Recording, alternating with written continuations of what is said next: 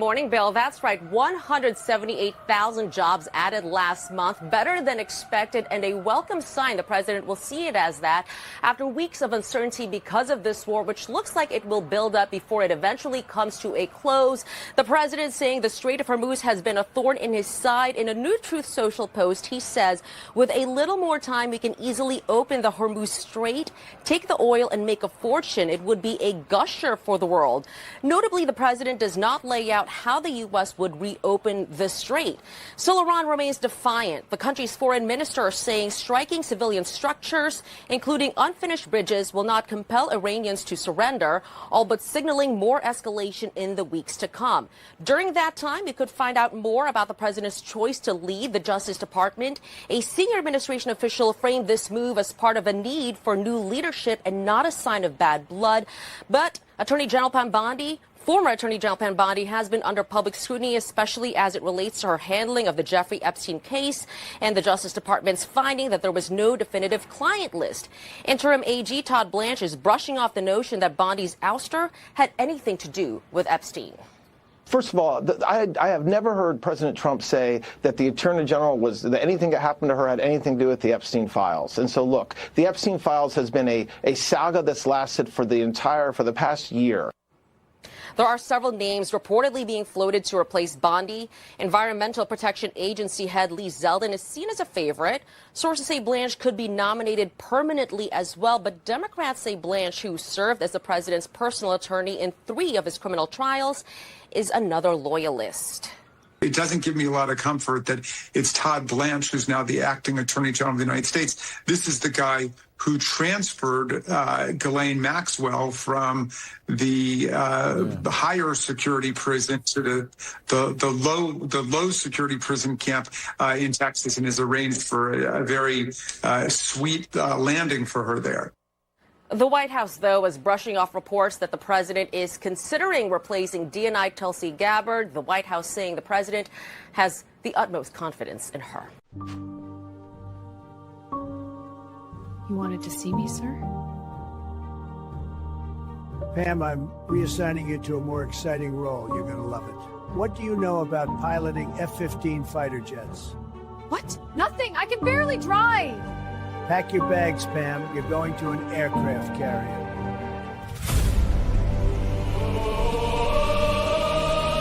Fly, Pam, fly.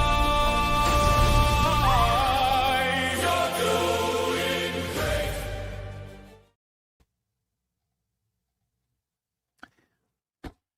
Just going to let you come to your own conclusions on that meme. I'm going to hold in uproarious laughter because it is Friday, ladies and gentlemen, and while we normally do a free-for-all Friday and we have a stacked, unbelievable show for you, there is something that is dire and tragic that is happening right now, and we want to begin our show with a prayer for the downed U.S. fighter pilot. An F-15E has been downed in Iran.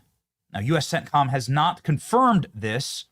They have denied it, in fact, but there is an enormous preponderance of evidence that, in fact, a F-15E was downed in Iran and the pilot ejected. Presumably, the pilot and pilots are alive. This could be 2 people could be piloting this aircraft. We don't really know.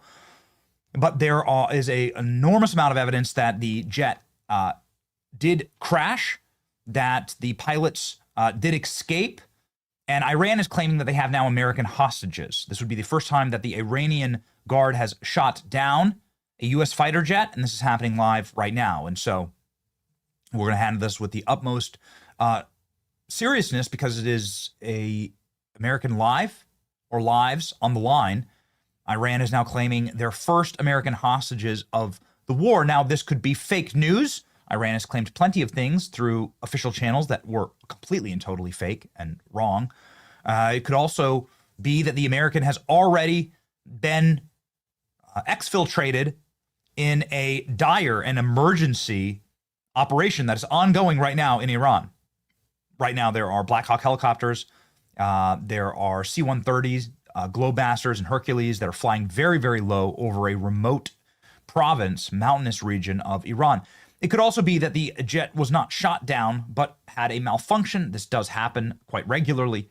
and that the jet had to crash land, and that nobody shot it down at all. It simply crash landed. The pilots ejected, and we've seen this before in this conflict. So, ladies and gentlemen, that is what is the top of mind today, Friday, April 3rd, 2026. Iran puts bounty on American pilot. There are conflicting reports everywhere as to whether this is something that is, as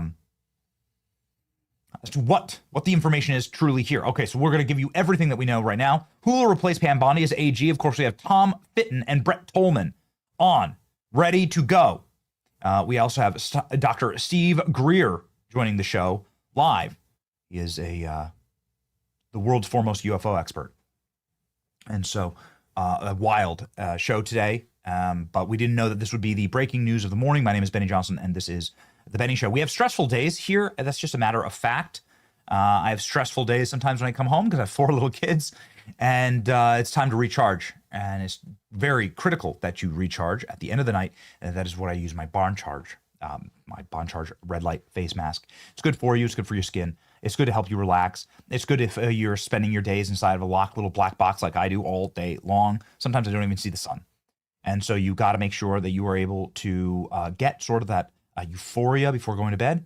It's good, very, very good for all of the good chemicals, the production of serotonin, epinephrine inside of your brain. You need that red light in order to recharge and get sort of that balance that you need in order to go to sleep, stay to sleep, and wake up refreshed the next morning. I use mine every single night. Go to boncharge.com/Benny and use the coupon code Benny. Save 15% off. That's boncharge.com/Benny. Use the coupon code Benny to save 15%.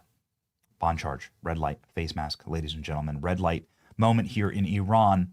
Let's pop on over to an Axios article here, top line, about what's going on, because CENTCOM saying this didn't happen, yet here's Axios saying U.S. fighter jet is shot down in Iran, search underway. We have a ton of evidence, by the way, of this on the ground. Guys, I'm going to need the non-locked version of this. Thank you. Please resend. So Iran right now is saying that they have captured an American pilot. Thank you. Saying that they have captured an American pilot. My apologies, team. I was using an old link.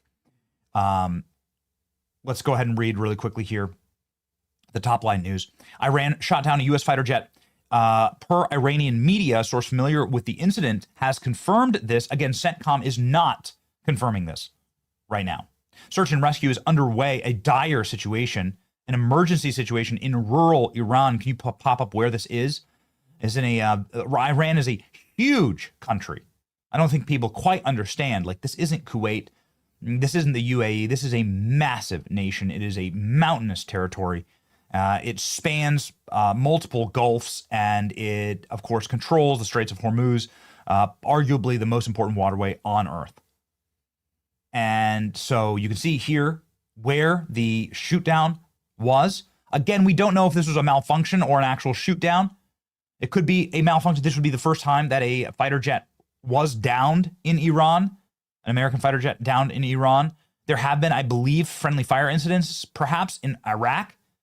Those pilots survived. We covered that early on in the conflict. The U.S. fighter jet was downed by enemy fire. This would be the first time. The U.S. military and White House did not immediately respond for requested comments.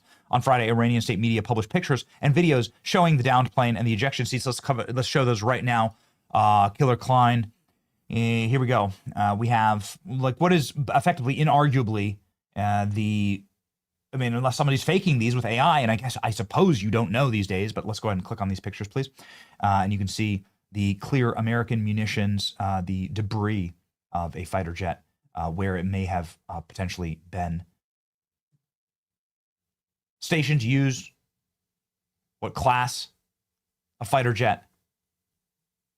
And Iran is now putting a bounty on the heads of these American service members. Anybody who captures a U.S. pilot alive will receive a valuable reward, says Iranian state media. Probably the most damning piece of evidence here is the ejector seat. The ejector seat here, a Lockheed Martin ejector seat, a very specific class of ejector seat that would be very hard to fake. I guess I could grab one, dust it off, throw it in the desert. But this is something that now is being confirmed throughout media and various military sources. The F-15 crew currently remains unknown. They do not know where they are. Their whereabouts, they do not know where they are. They could be hiding in the mountains. They could have been captured. This is the search and rescue mission. You can see that there is what sort of undercuts all of this is the massive search and rescue mission that is ongoing throughout rural Iran. You can see the planes. Let's get better pictures here, please. You can see the planes. Okay, there we go. There's a C-130 Globemaster Hercules flying low. You can see refueling missions for various Black Hawk helicopters flying low across the region. And then something scary as of yet is that these helicopters are also being shot at. So, of course, Iran shooting at the aircraft that are trying to do refueling and trying to remain. There we go. So that would be a refueling mission right there. And then here I sent it. This is Iran effectively shooting at. Oh, I sent it in the wrong chat. How it goes. Iran is now shooting at the aircraft conducting the search and rescue mission using bolt action rifles. It's in the YouTube chat, please. So, ladies and gentlemen, again, a dire situation, dire reports. If you wouldn't mind, thank you. Okay, here we go. Let's listen in here.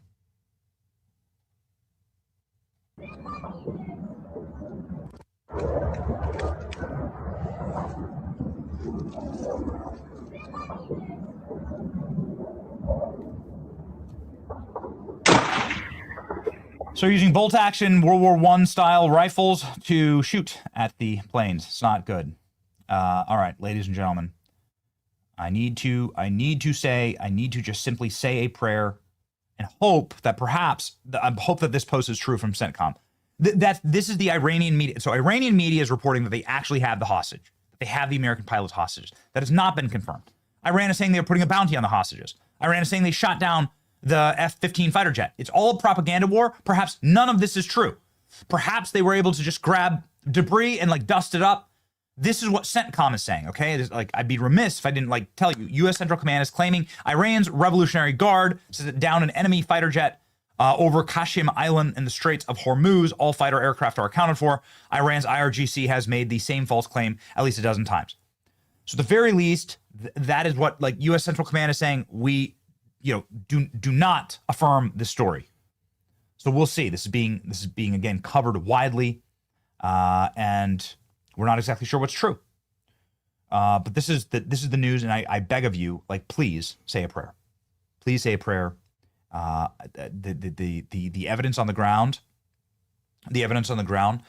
clearly points to an American fighter jet going down and a massive search and rescue going on currently right now in this province of Iran, this rural province of Iran. So if you're praying, I please beg that you pray for the lives and the safety of these American pilots. A hostage situation with Iran is how we got into this mess. Back in the 1970s, 1972, Iran took American hostages when the Iranian Revolution was staged, and we've never recovered from that. The fact that they took our embassy hostage, they took members of the State Department hostage, they harmed, killed, hurt, maimed hostages, and America never recovered from that. In fact, this conflict right now, and 40 years of icy relationships and death and subterfuge has all spawned from an American hostage situation inside of Iran. So again, perilous moment. Pray for safety and security. We want the truth. What is the truth, ladies and gentlemen? Did we get the truth from Pam Bondi? Pam Bondi was fired yesterday. She's been reassigned. I was actually out jogging yesterday, and I looked up. I'm in Tampa, and I see an executive-style American aircraft, the executive branch of the American aircraft fleet, right? The baby blue. It kind of looks like a mini Air Force One. The baby blue, the pristine American flag, the polish, the shine, the shimmer. They all look the same. I saw one of those planes flying right over me as I'm on a jog early in the morning. What's that? And I looked up what member of the executive branch is in Tampa today. I couldn't figure it out. It was Pam Bondi. Pam Bondi coming home after being fired by President Trump. Why did this happen? What happens next? There is not a single better person to join our program than Tom Fitton to talk about this. Tom Fitton from Judicial Watch is just the legal hawk, the best in the business, and one of our dear friends. We're thankful that Tom can join us over the phone. He's live right now. Let's talk with Tom.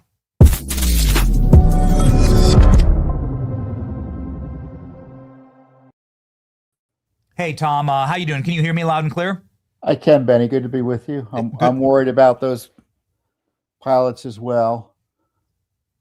Yes, this is sort of the sum of all fears as it comes to this conflict, because suddenly then it becomes very, very personal. Well, the good news is those pilots are well trained, if history holds, to evade capture. And you may be too young to remember this, but during the Serbian War conflict, we lost a pilot, Scott O'Grady, who famously avoided capture for some time before he was rescued. And he said jokingly he was like a scared little bunny hiding from the bad guys, but he hid well. And so, between our control of the skies, the training of our pilots, obviously praying for the best, but I'm confident the best will happen. Yeah, I mean, the footage coming out of Iran right now, while CENTCOM hasn't confirmed that this has happened, the footage coming out of Iran right now all but begs this story to be true, because there is a dire and massive emergency operation ongoing. I guess we'll wait and see, and our producers are standing by for any major updates on this story. Hopefully they can avoid capture, and if they were captured, here's the perhaps the silver lining: if the pilots were already captured and in Iranian hands, then they wouldn't be conducting these sort of rabid search and rescue missions like all throughout the country. I mean, this is all the footage on my feed right now. So hopefully this pilot can be located and exfiltrated. Tom, I wanted to talk with you about the, exfiltration of Pam Bondi from Washington, D.C. I actually witnessed it yesterday as I was out on my jog in the morning in Tampa. I didn't know that's what was happening.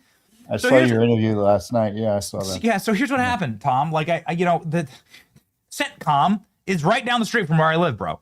So it's like, a couple of blocks from me.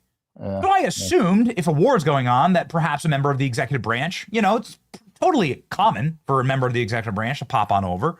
You'd have to assume that maybe that's what's going on. And I wouldn't be privy to any of that classified information or classified movement. So that's what I thought was happening. Sure enough, it was Pam Bondi returning home after being relieved of her duty from President Trump. Your initial take on this, Tom? Well, I'm sure you know Pam as well. I think highly of her personally, but she faced a significant challenge at the Justice Department, and she lost the confidence of the president. She lost the confidence of a lot of the President Trump supporters. And, I think, we can talk about why she was fired. I mean, in many ways, it was inevitable given the Epstein fiasco, that eventually the president would bring in someone else. But I think the challenge is what expectations should we have? Because we can talk forever and a day about why she got fired. And with all due respect to Pam, it's kind of it becomes more of passing interest each day we get away from that, because now we have to figure out, well, how is the Justice Department going to be handled from here on in? Because that's the key issue. And the institution is compromised. It's irredeemably corrupt. And I think the next attorney general has got to take the approach that Linda McMahon is taking over at the Department of Education. It's got to be largely shuttered, its powers defanged, and we just need to get back to the beginnings of the Justice Department and stop making it this behemoth of a organization that is uncontrollable by political appointees and basically just there at the beck and call of the left to target its enemies and frankly destroy our republic, which is what they tried to do last term. So you are saying that Pam Bondi, and I got to tell you, I have sources inside of the Justice Department that tell me the exact same thing, that Pam Bondi was the victim of actually not going more scorched earth on the institutional rot inside of the Justice Department. Yes, that a mistake, and I'm not saying it was a a completely out of the it wasn't a forgivable mistake, but it was a really mistake that I think shouldn't have been made. Was presuming that the Justice Department could do what the president wanted it to do, which is to investigate itself or its outside allies. And the new attorney general, to the degree he or she is going to be asked to do that, and who knows, it could be Todd Blanche. He could be, effectively acting attorney general for a good period of time, and maybe even be elevated to the full-time slot, or the confirmed slot. To the degree the expectation is that he does all of that, or whoever it is does all of that, in terms of prosecutions and investigations, it's not going to happen in any way that is going to be pleasing to either President Trump or the American voters who wanted something different. And this is what I would recommend, is that you kind of take the Linda McMahon approach to both the FBI and the Justice Department, shatter and scatter their powers as appropriate. There may be things they still need to do, but not with the tens of thousands of employees they currently have. Make it nearly impossible for them to do what they did again. And the only way to do that is, as I said, to kind of shutter large aspects of what is considered to be their current operational footprint. And the president should hire and supervise an outside special counsel to do what he's been asking Pam Bondi to do, which is to investigate and prosecute the lawfare against him. The Justice Department and FBI, we keep on asking them to investigate themselves. And why are we surprised when it doesn't happen? I had so many people from inside of Pam's team and orbit, and everybody sees the people who've been booked on this program, and we have, obviously, as you do, Tom, excellent sources inside of the DOJ, and they were just astonished at the institutional rot there, at the deep state and its claws, and how deep that they had entrenched themselves in the DOJ, perhaps more than any other institution. I mean, it was like almost comical how quickly USAID could be like scraped from the surface of the earth, right? With just one fell swoop from Elon, you can get rid of that. But the entrenchment of the DOJ was just obscene, frankly. Yeah, I mean, that you raise a good point. Where is the Doge for DOJ and FBI? That's right. That's exactly right. That's exactly right. So you think Pam is a victim of her own, was a institutional victim of the deep state cancer at the DOJ that is entrenched in a terminal capacity, to the point of you would need to actually go DEFCON 9 scorched earth. I don't like to use the term victim. I mean, Yeah. Pam wasn't born yesterday. She knew what she was getting into, and the result was what it was, right? So she's got to take responsibility, and I'm sure she would, in part, for not getting done what she probably wanted to get done, and her choices. And so we've heard the story. We've heard the story like, hey, let's charge James Comey. Let's charge Letitia James. Oh, the DOJ just won't do that. They just refuse to do it. Merrick Garland was referred for. What the hell is that about? Charge. I mean, that was literally, it was on a silver platter. There's no doubt he refused to comply with the subpoena, and it was all to cover up that Biden tape that we obtained separately. Well, you remember, it showed that he was completely out of it. And so you had this contempt referral, and they never prosecuted Garland. I mean, so it wasn't like they were even being asked to stretch. The Brennan charge is another thing. Either he committed perjury or not. What's the issue? Right. What? So what was the issue? Okay, year and a half. So this is a great question, Tom. This is a great question, Tom. Will you be Attorney General? I will not be Attorney General. I'm confident of that. But I raised the point on Twitter yesterday, mainly to kind of stoke the fires of discussion, that you don't need to be an attorney to be Attorney General, right? And I do appreciate everyone wants me to be not everyone, but there's a little boom that people are mentioning me as a possible candidate for Attorney General position. Sure. Oh, you mean me? You know, You mean the guy you're on live with? Benny, maybe you could be Attorney General, right? I mean, and I say that jokingly, but on the other hand, I think the president should kind of think about, and there's good reason to have an attorney as Attorney General. Mm-hmm. But, the Attorney General position as initially understood was an attorney advisor to the President of the United States. That's not really the case anymore, even under the Justice Department I envision. So he could have someone who's studied in the law, kind of, frankly, any corporate leader would have sufficient understanding of the law in order to manage the Justice Department. So there are many good folks out there who aren't lawyers who I think he should think about. Because when you're talking about the Attorney General position in the modern age, you're talking about an administrator, someone who knows the intersection of politics, the Constitution, and the law, and someone who, in the end, is always making political decisions and providing political advice. And, the lawyers will say, oh, no, that's all legal advice the Attorney General makes. Well, it's a mix. It's it's an interpretation of the Constitution, which isn't the purview only of lawyers. It's some of it has an attorney character to it, or like character to it, but a lot of it is just, what is your policy going to be? And if this is the policy you want, let's make sure that the lawyers that we trust support it. But as Attorney General, I'll do my darndest to advance it the way we can under law.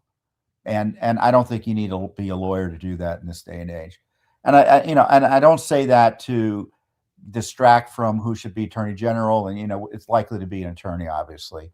But this is what we need to do is think about the approach, Benny. What is the approach of the Attorney General going to be? What are the demands and expectations of the president? And I think the demands and expectations of the president, respectfully, if I were advising President Trump on this, should be clean it up, shutter it.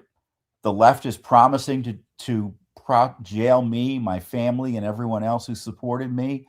What can we do to ensure that isn't going to happen? How is it we shut down the abusive operations or the infrastructure that can be used on quickly to abuse us?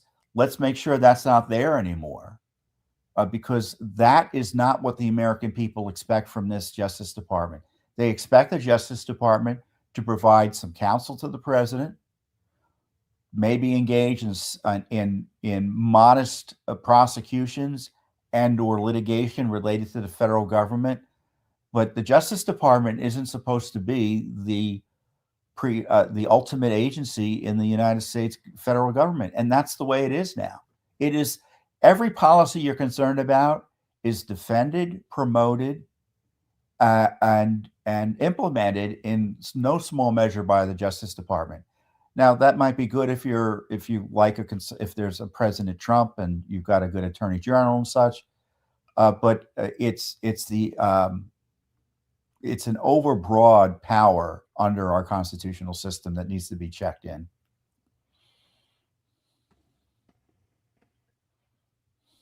Who do you want to see, Tom? You got to give me a name. I don't have to give you a name. I want to see, because the name is irrelevant if you've considered what my issue is, right? Yeah. You could have Mike Lee, you could have Todd Blanche, as long as they're committed to the reform agenda I'm talking about. Because if they come in and it's going to be, I'm going to be Attorney General for 2 years, and we may fire a few people here. We may have an investigation on the edges or a prosecution on the edges of some of the lawfare. But at the end of the day, when I leave, nothing substantially will have changed in the Justice Department, so that the next Attorney General can't come, will be prevented from abusing power and throwing us all in jail as they plan to do. Yeah, and that's what people feel, Tom. That's what people feel like right now. That was the frustration. The frustration of this audience is that, and can we throw the comments on screen, please? Like, the frustration, because I want everyone to see, like, the frustration of this audience. Like, chat, what are you actually frustrated with? We're angry that there's been no arrests. I mean, there seems to have been no institutional functionary change, and some of the biggest black eyes presumably seem to almost be in a from a protectionist positioning of elite and or deep state and or connected actors, and it's been extremely frustrating for the chat. It's been extremely frustrating for the audience to watch, Tom, and I think that's been the major frustration. Too late. I mean, I hate to be the black pillar here. Yeah. But it may be too late. I mean, let's say the Democrats take over Congress. I mean, Justice Department effectively will be frozen. So my blunt advice is prepare for the deluge. If you're a conservative supporter of President Trump, you've been public about it, you were a company that was deemed to be too close to the administration or not sufficiently oppositional. If you are the president or his family, any of his appointees, you should presume that what happened during the Biden administration will occur not only again, but even more aggressively and more intensely. So prepare to defend yourselves, put away, forget about saving for college, save for lawyers. That's how bad it's going to get. And unless there is this, Linda McMahon shuttered the education department largely in terms of history in 10 minutes, right? Yeah.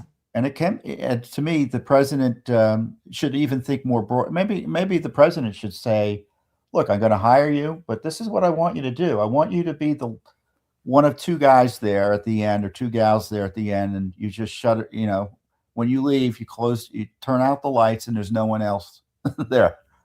And that should be Cash's approach as well.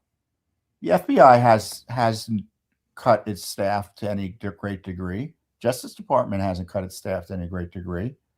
I mean, some folks have resigned, but the absolute numbers are still significant. The infrastructure is still there. Cash has only fired 150 people or so. Others have retired or kind of saw the writing on the wall, but I don't know. I would expect more would be fired.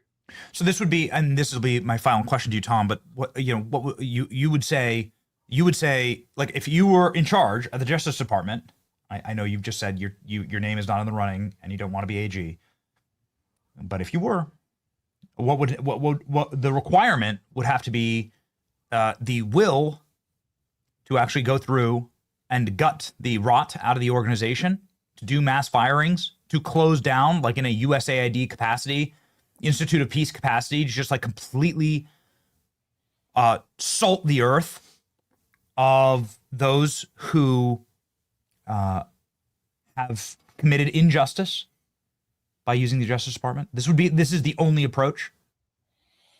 You get back to the core necessary functions of the Justice Department. I'm going to tell you a story. I was visiting the White House, and I had a meeting with someone who's, now seen as an anti-Trumper, right? Who worked for the president at the time. And the meeting... Term one or term two? Trump won. Mm-hmm. And he said, and we were talking about whether these investigations would ever end. I said, they're never going to end, and they were kind of shocked at that.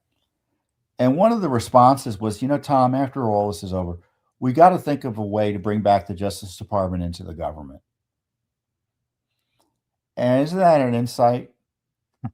Because the Justice Department, for years, the left would have us pretend is an entity that's, quote, independent and outside the government. And, that's an extra or anti-constitutional view. And the Justice Department's got to be reined in. And we got to figure out what its core functions are, or which ones are needed, retain those, or maybe even outsource some of them. But the Justice Department and the FBI, look, how many political appointees are at the FBI, Benny? My guess is like 12. You think Cash and maybe a few of his top people are, quote, political appointees of the president. Everyone, it's like the IRS. Everyone there is a lifer. Yeah. Yeah. I mean, And that they're just biding time. And the next group comes in, and it's back to sending FBI agents into churches, sending them to my home. I see what you did there. Spying on everybody and their mother who opposes the new regime. These are we've dealt with it before. We'll probably deal with it again, but let's not be naive that that the problem is being addressed currently. And I think the president sees that, and that's why he fired Pam. Goodness gracious. But like a little too late. You're right. It's easy to black pill on the timing of all of this. It's like we had 2 years, right, to have sorted this out, and we had to come in with it. You have to come in with a plan. But I mean, as somebody who was able to see from the inside, I'm not sure there was a plan, Tom, to be quite honest. And to do this would have been a Herculean effort, and you have to be extremely strategic in it. Unfortunately, a missed opportunity. God bless you, Tom. Thank you for joining us. Everybody follow Tom Fitton. He's got millions and millions of followers here on X. You should be one of them. Thanks, the man who may be the next Attorney General. I don't care what you say, Tom. I'm going to keep hyping it. Okay? Thank you. All right. See you, man.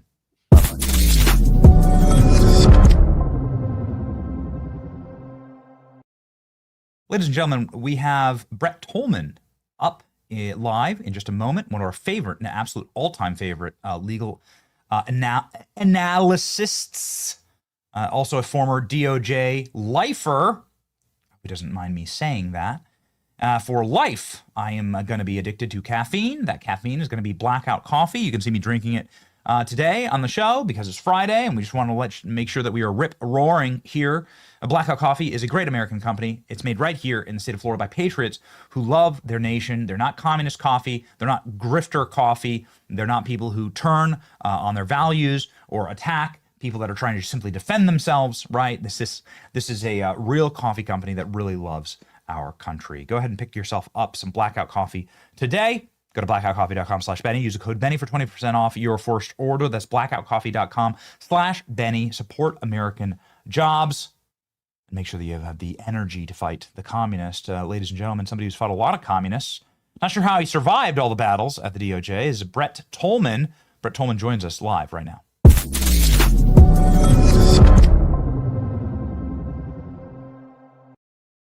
Brett, do you agree with Tom Fitton's contention that the DOJ needs to be razed to the ground and salted of the earth? Well, what I would say is I listened to Tom. I understand a lot of and agree with a lot of what he said. But I would say this, Benny, the one thing that a lot of folks don't know is there was a plan. I was part of the transition team and the beachhead team. Please. And there was a very thorough plan that was put together by folks like myself, a lot of former U.S. attorneys like myself, former assistant U.S. attorneys, former DOJ high-level executives. And unlike what happened in the State Department with their plan, and unlike several other agencies, the DOJ plan wasn't followed. And when I say wasn't followed, we made recommendations on internal gutting that needed to occur in order for the Attorney General to maintain the capability of implementing this administration's priorities. And I'll give you some specifics. Wow. It has long been the view of many of us that know DOJ intimately that the DAG's office had been consuming power in Main Justice for decades. What I mean by that is it was gathering in. Anytime the AGs, the AG has a team and they delegate and they lead the various offices. What the DAG's office has been doing, and largely Comey was a major reason for this to have occurred. The DAG started to pull power in. Right now, the DAG is the power core of DOJ. I've said it, many have said it. That's why it's so difficult if you don't change that for anybody coming in as AG to actually make the institutional changes that have to be made in order to have the politicals making the decisions at the top. You have over 100,000 employees, in the Department of Justice, 90% of which made campaign contributions to Democrats. Of all the campaign contributions made, 90% have gone to Democrats over the years. I think whether it was Pam or anybody that went in that job, if they didn't have an intimate knowledge of the complexity of DOJ and where the power central core is, and where you're vulnerable, and who's going to be undermining you, if you don't have that, it is going to feel like every single day you're being attacked and you're being undermined, and you can't implement what the president's, what his priorities are. And that's a little bit what happened. And it's not Pam's fault. It is the entire executive leadership team that has to come together and make those significant changes to the structure and the personnel and who has what authority inside Main Justice. You and I have grown up with all these sci-fi movies and things like that, and you see like Terminator or any of these others where the artificial intelligence starts to gather power, and pretty soon it's the humans that are the ones that are the target. Mm-hmm. In a lot of ways, that's what has happened with DOJ.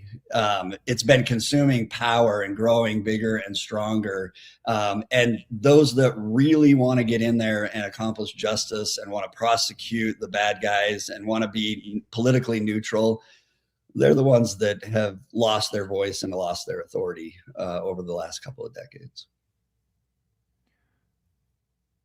So I want to, for anybody who's unfamiliar, and this audience is very familiar with Brett Tolman, but if you were unfamiliar, Brett spent 30 years at the DOJ as one of the top prosecutors. Is this correct? I have spent over a decade as an assistant U.S. attorney. I've spent almost 30 years working in the criminal justice system. I was 5 years as U.S. attorney.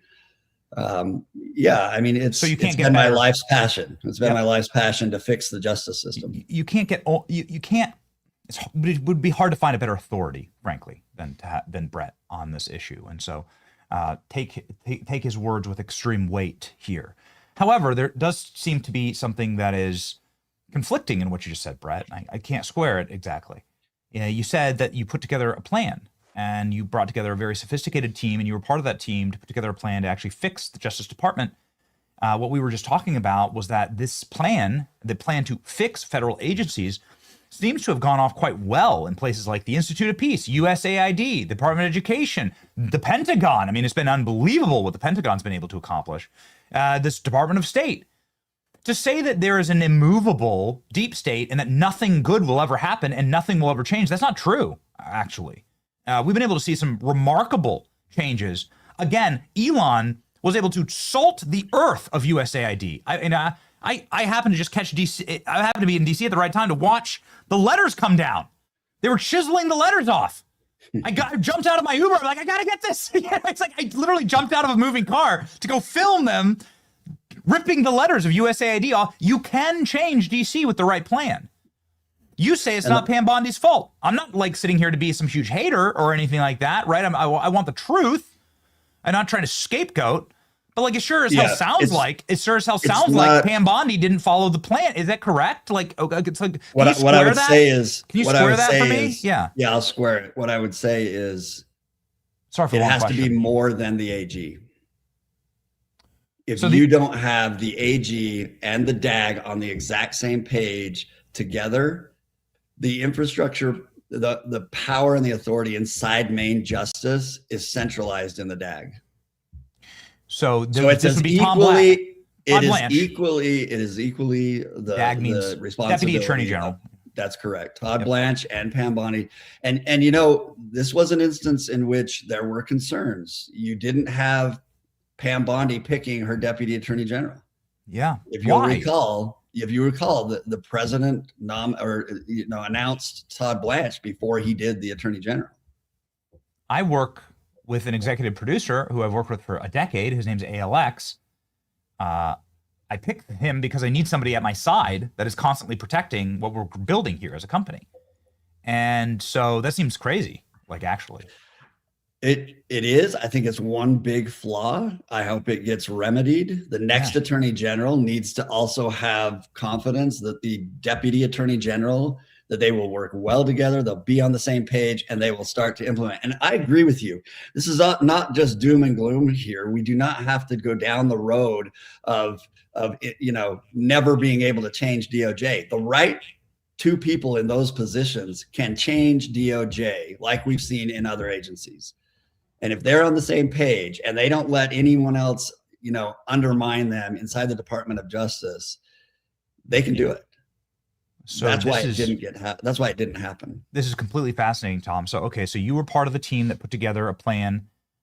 You said that this is a plan your plan would be like similar to the reform plans that were brought and executed in various other large federal agencies. And that your plan wasn't followed because there was a total misalignment with the Attorney General and the Deputy Attorney General. That is at the heart of what happened in this instance. Wow. The plan that they were handed was not just a plan of how to, implement the president's priorities or anything like that. This was not policy. This was structural plan. This was authority plan. This was, how do you reorganize the Department of Justice in a manner that would allow for the attorney general and all those that are working for him or her are going to get on the same page and implement the president's priorities. And one thing that Tom said earlier, and I'll reiterate as well, it is not a bad thing, an unethical thing, or an illegal thing for the attorney general to be enforcing the priorities of the president that they serve. They are all part of the executive branch. We have gone down this road of attorney generals have to be independent. No, that is actually what has caused the Department of Justice to believe it is the fourth branch of the government. And they are not. They are not. And the media has bought into it, and the left screams it all the time that there has to be independence. No, there doesn't. They are both in the executive branch, and the president is the head of the executive branch. So why wasn't Pam Bondi able to have an attorney general, deputy attorney general that was at her side? I don't know the answer to that, Benny. I don't know why the president. I'm just following your train of thought. Remember, loyalty is incredibly big, right, to this president. Todd Blanche had been incredibly important in the defense of Donald Trump on That's right.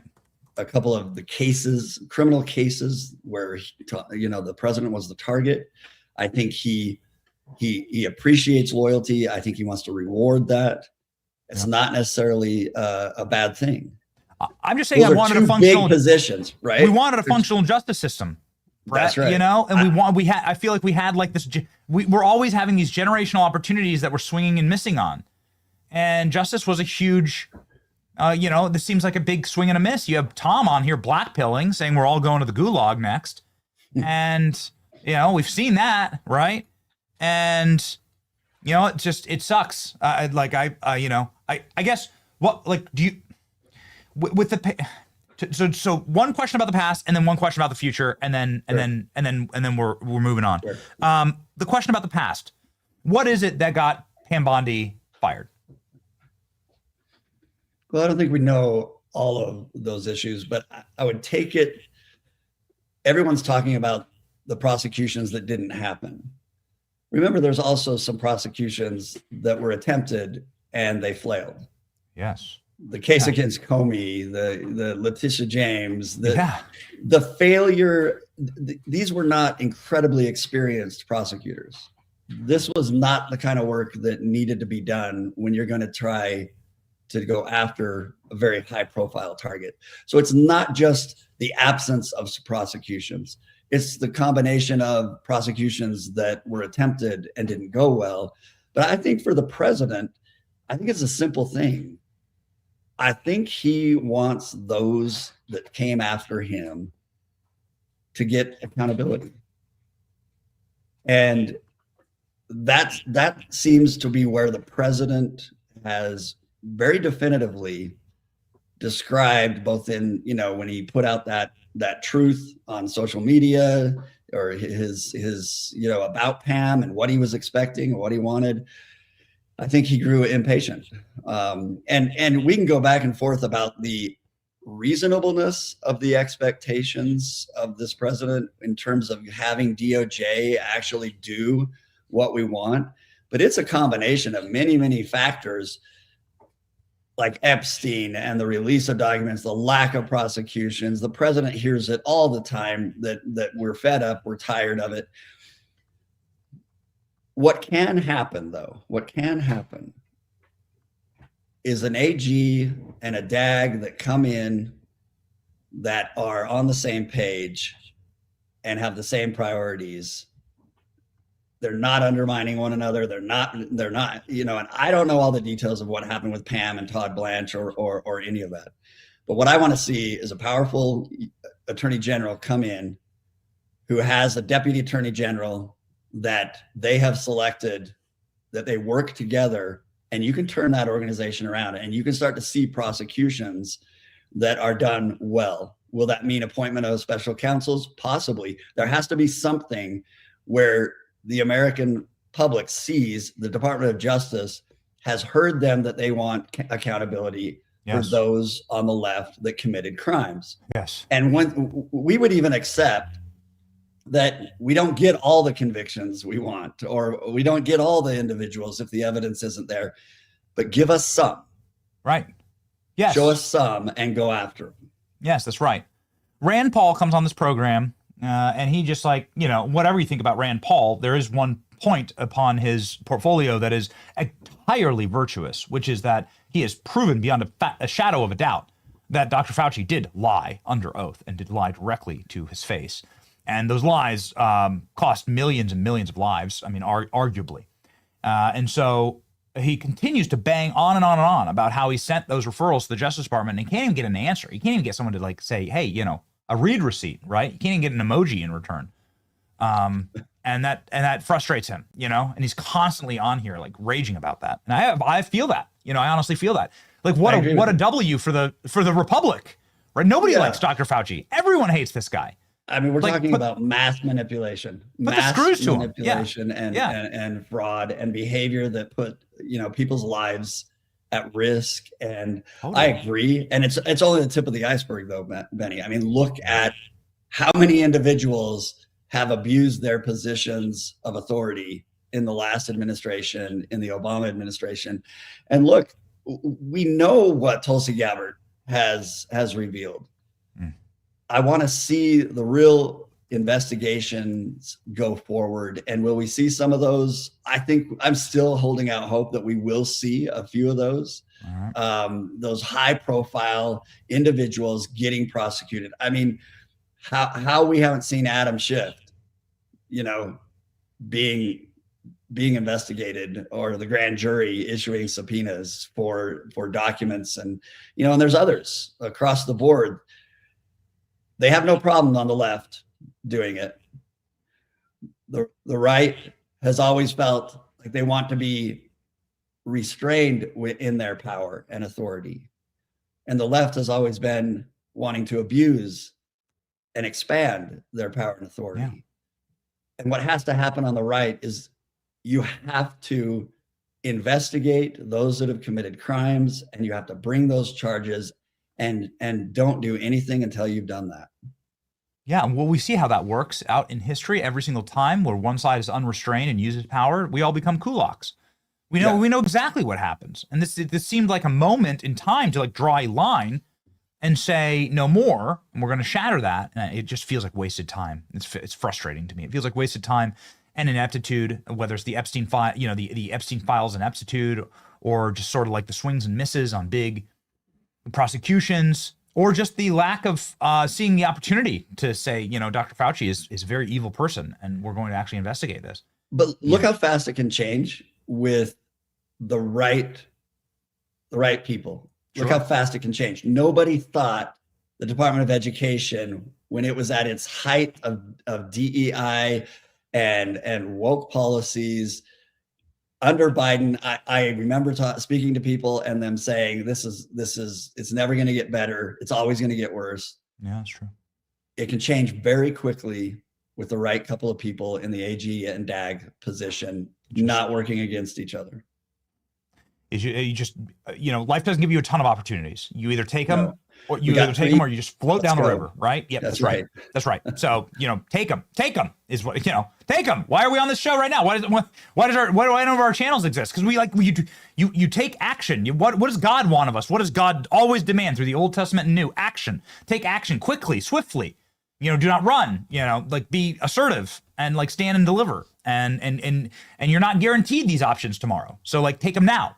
And so that's the sort of the urgency of which I wish that the federal government ran. And we can't always get what we want, Tom. Too bad. I'm sorry, Brett. Too bad. But Brett and Tom Fitton, it's just such an honor to have a program like this. And thank you to the chat for giving us the ability to book unbelievable guests like this. Everybody follow Brett Tolman.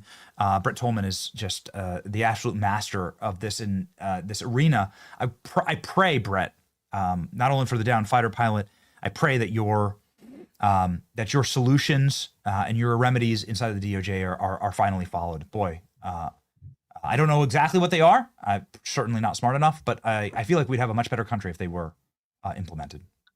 Thank you, Benny. I agree. Everybody follow Brett Tolman to make sure that the chances increase and that we increase power to those who are fighting for us. God bless you, Brett. Thank you.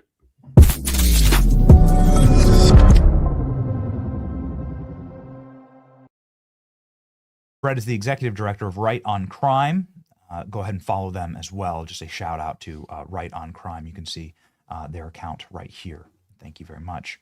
Ladies and gentlemen, we're going to be welcoming on a patriot onto our show, somebody who I'm really, really excited about. A really quick news break here, though, for just a moment, and a conversation about other patriots, the patriots who run Patriot Mobile, the only Christian conservative wireless provider who has consistently and often and regularly given us the capacity to report to you from the field, from the great wide world of which we travel and are a part of. Patriot Mobile is an incredible company that believes in free speech. It's a company that's going to continue the fight. They fought with us through the darkest eras of censorious Biden regime. And now is the time of full disclosure. We're going to talk about that with Dr. Stephen Greer in just one moment, the foremost UFO expert on Earth, quite frankly. Anyway, whether it's the UFO disclosures or whether it's you just getting a text from your mom, make sure that you are locked in with Patriot Mobile, patriotmobile.com/Benny. Call 972-PATRIOT and use the promo code Benny for a free month of service. patriotmobile.com/Benny. Call 972-PATRIOT to make the switch today.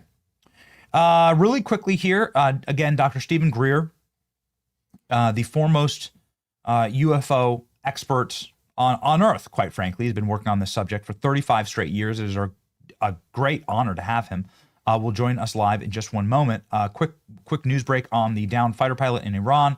The U.S. has now confirmed that they have downed fighter pilots in Iran. 2 American crew members are still on the run. There are conflicting reports about where they are. Iran is saying that these fighter pilots are in their custody. The U.S. forces are saying that they are not in Iran's custody. They are currently being searched for. There are other reports saying that they have been exfiltrated by U.S. forces and the pilots are safe and sound. If so, that's going to be a wild movie. I look forward to watching that on HBO or whatever. This is going to be an insane. Whatever's happening right now, it is going to make one hell of a miniseries. I hate to be so curt about that, but something dramatic and daring is happening right now across Iran. There are many reports about the pilot potentially already being brought back into the fold. Again, we don't know. We're not sure. So we'll see, and we'll stay locked in. We don't know, and we're not sure, which is why we ask questions about UFOs. UFOs are an alien, an extraterrestrial life. Has been one of the greatest mysteries. We kicked off this administration by seeing all these drones flying over New Jersey. Nobody ever gave us an explanation for that. Nobody ever gives us an explanation. Out of the blue, Barack Obama says that aliens are real, but they're not being held at Area 51. Well, that's weird. The next day, Donald Trump says he gave away classified information. He shouldn't have said that. Maybe I'll just declassify everything. Donald Trump then orders the declassification of all the UFO files. In between all of that, various members of Congress come on our show all the time to say that they've seen classified, top secret classified material that would change the world. Tim Burchett, Anna Paulina Luna, they are constantly on here saying that. The vice president told us just a few short days ago that the UFOs are actually demons. Then the head of NASA just confirmed to us that he believes alien life exists, and they're probably going to find it when they get to Mars. That's what he told us yesterday. Right? He told us that on Tuesday. So who's telling the truth here? I mean, goodness, Matt Gaetz just told us that there's alien breeding programs throughout the country and that the U.S. government has non-human biologics. I don't know who to believe. I'm not calling anyone a liar. I'm just saying that this all seems to be happening around like some central plan, maybe. Let's bring on an expert to actually talk about it. Dr. Stephen Greer. I just want you guys to understand, he is like the world's foremost authority on UFOs, extraterrestrial intelligence, and technologies, and initiating peaceful contact with interstellar civilizations. He is for 35 years, nearly 4 decades, Dr. Greer has provided briefings to senior government officials across the globe and done numerous media interviews. He's produced 6 feature film and documentaries on this subject. If you are interested in this subject, if you're just curious in this subject, or if you just like to bring all the threads together, you can't get better than Dr. Stephen Greer, who joins us live right now.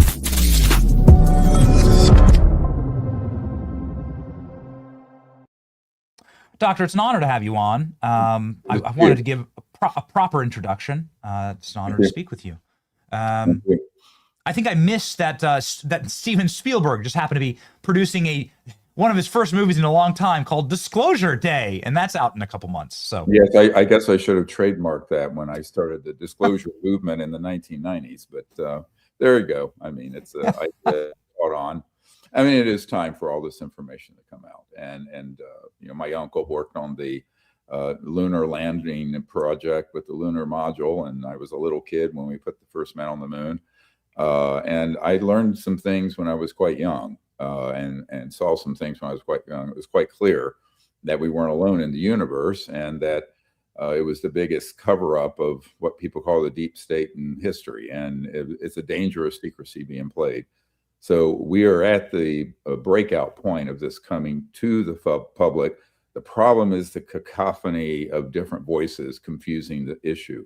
And one of my biggest concerns was what, with great respect for the vice president, what was said on your show on Friday last week, because people need to understand that advanced technologies, which are interstellar, are going to look like magic or supernatural. It is something they're not. They're extraordinary, but they're not supernatural.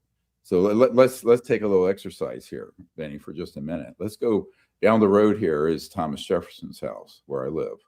Yeah, if you were to show him your iPhone or this transmission, you would be a sorcerer. You'd probably be considered something from another dimension. You would be considered a ghost. You probably burned at the stake in Salem, Massachusetts for having an iPhone, because it would be considered magic. So every technology of an extremely advanced civilization looks like magic to a lesser one. It is not that it's supernatural or demonic. And actually, when I was at the Vatican with Pope John Paul, senior theologian, Monsignor Balducci, we brought this issue up because it was already out in the atmosphere, let's say. And he said, and he was a demonologist, and Monsignor Balducci said, no, neither angels nor demons require flying saucers. And he started laughing. And he was making the point that the technology and science behind this is really what confuses people, because it's so exotic. And this is where you have to get into about 80 years of lost physics and lost technology, that when people see these things, they're completely flummoxed. And first of all, 80% or more of all the UFOs seen are man-made anti-gravity craft. And my uncle's company have them, Northrop Grumman, Lockheed Skunk Works, Raytheon. We know who's building them. We know where the facilities are. And this has been handed off to the president and to law enforcement because it's a criminal operation. One thing that we're getting very serious about this is that their senior law enforcement is aware in a task force, and I won't say who, that these have been illegal and criminal operations involving murder, abductions, embezzlement of trillions of dollars of funds over the decades, and insubordination and treason. So it is a very serious issue. I think the president is waking up to it slowly because we have people who have been providing that information. This briefing document, which is a redacted version of what he has, you can all get a copy of on our website. But I would like to offer to you the unredacted version of it. That's very sensitive for you to convey over to your friend, Mr. Vance. But I think that because he needs to get read in on this properly before speaking about it too much. It's a very serious issue. And I will tell you, if this is disclosed improperly, it'll be 1,000 times worse than COVID. And I think that when you're talking about the fact we are being visited by advanced civilizations, they are not hostile. If they were hostile, we'd be gone. But we have approached them very hostilely. We have literally downed at least 1,000 or more of their spacecraft using illegal electromagnetic pulse weapons. And I know where they're being used and how they're being used. And we have captured those bodies, some living, some dead. And Mr. Gates was correct in saying that there are some gruesome programs being run by military where they've been trying to combine DNA of these creatures with humans, and they come out with these monstrous looking things that are used to abduct people. So everyone's here of alien abductions. It's not the extraterrestrials doing it. It's a covert human program. And we know this and we can prove it. So this is a huge story. It's the biggest scandal in the history of the United States in its founding. I think for our 250th anniversary, we should be liberated from the secrecy, and these extraordinary technologies that could benefit all of humanity need to begin to be looked at, to be brought out. So that's what we're doing with the Disclosure Project. Doctor, there's so many follow-ups there. I don't even know where to begin. Let's perhaps let's start at the beginning. Sure. You began your comments by saying that you saw things as a child with your family who was working on the lunar programs and working on those programs were classified. So assuredly, your family had classified access to some top secret programs. What is it? It was just my uncle working on the lunar module. Yeah. What is it that you saw that started this process for you? Well, it was a coincidence, if you believe in coincidences, which I actually don't, that I saw a UFO when I was 8 or 9 in the sky near our home in North Carolina. I grew up in Charlotte, North Carolina, but he was working on the lunar module in Bethpage, New York. That's where Grumman was, that built the lunar module, landed on the moon first time.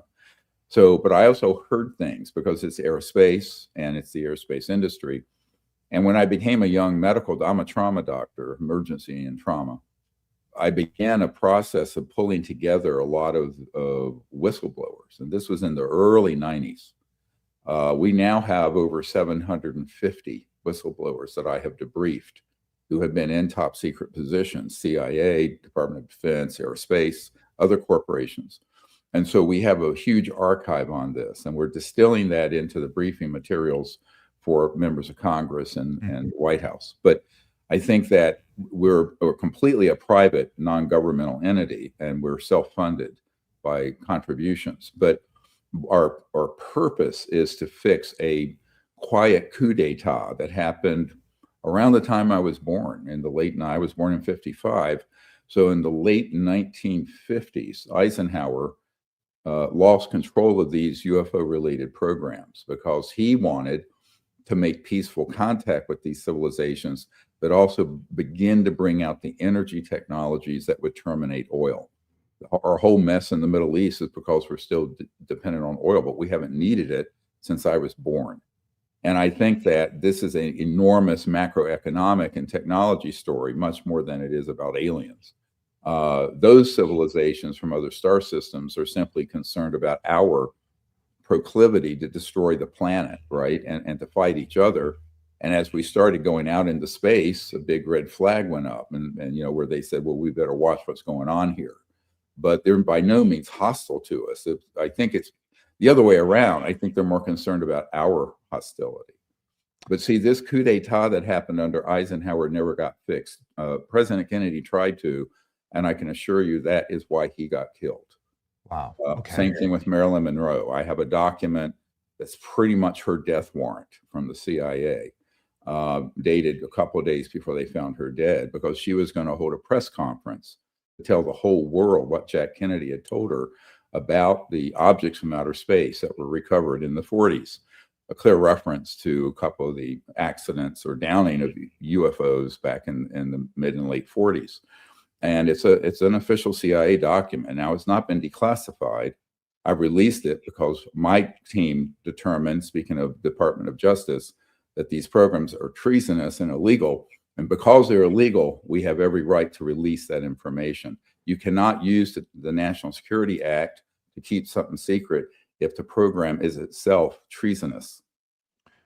So your contention is that advanced civilizations have visited this Earth and this country using technologies that would seem like magic, that would seem out of our right. out of anything that we could possibly imagine, and that the U.S. government has shot them down.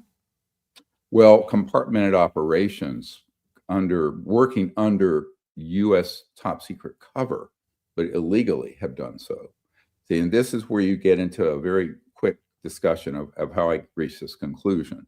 In 1993, I'm working as an emergency doctor in North Carolina. I was flown up to brief the director of the CIA for President Clinton, because they had began to look into this and they were blocked, and they knew they were being blocked. And they knew that there had been sort of a coup d'etat that separated the oversight of the Congress and the president and White House over these super secret projects.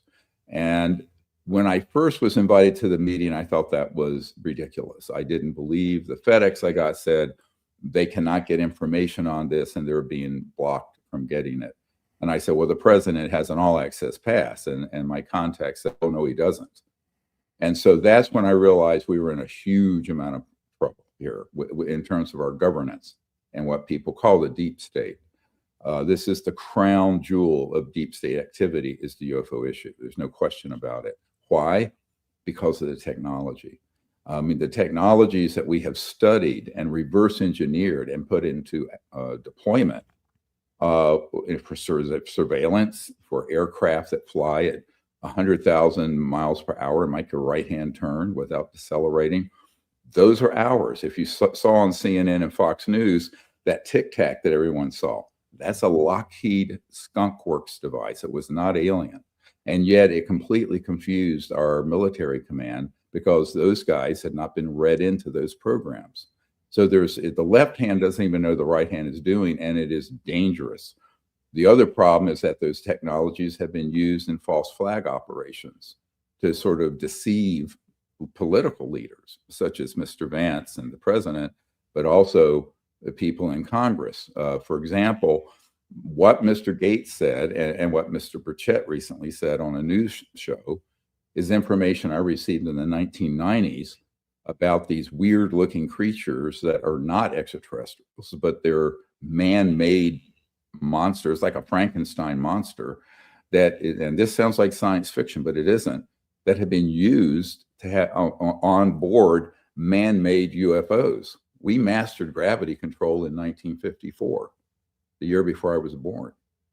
And so the problem becomes, if you have that kind of technology and you're a psychopath or a sociopath that view yourself above the law and the Constitution, you can run amok and do it. A scientist I know, Dr. Jacques Vallée, has a CIA document describing in 1985 using man-made UFOs, reverse engineered from real ET ones, to abduct, quote, peasants, is what it says, in Brazil and Argentina in 1985 for its psychological warfare value. So you see, I'm afraid Mr. Vance was the victim of a PSYOP.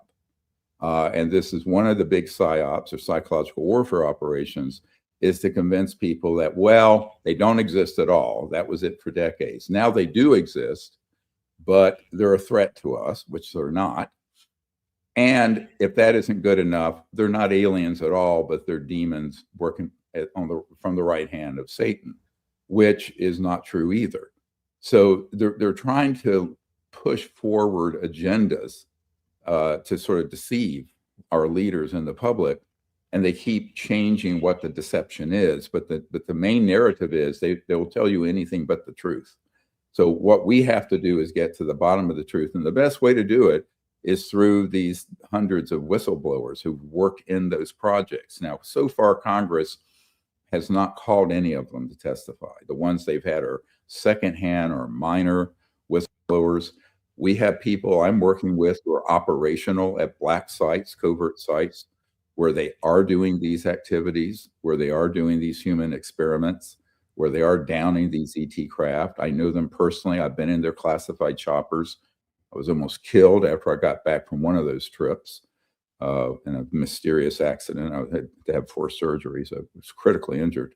But what I tell people is that this is a huge story, and it's not little green and gray men.